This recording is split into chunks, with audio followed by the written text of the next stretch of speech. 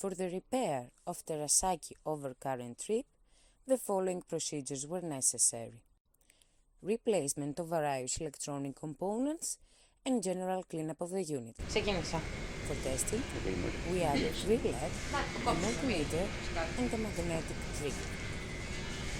Green LED is for the preferential trip, yellow LED is for the long time delay test, and the red one is for the short time delay test.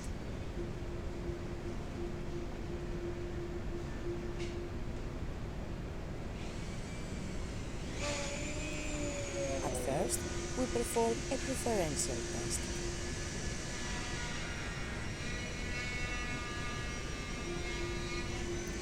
Then, we perform a long time delay test, and we can see that the trigger is tripped after about 30 seconds.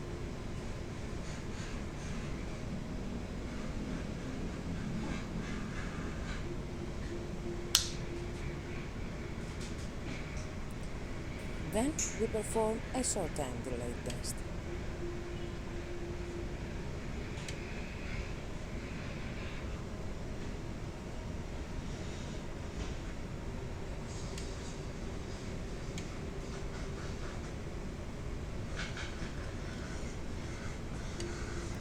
Lastly, we perform a test manually.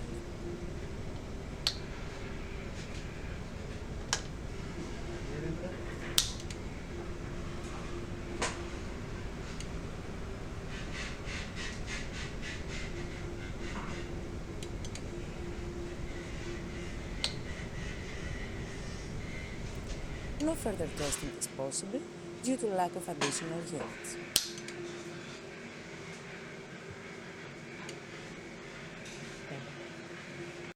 It is now clear that the Terasaki overcurrent trip is working successfully and it is ready to be delivered to the customer.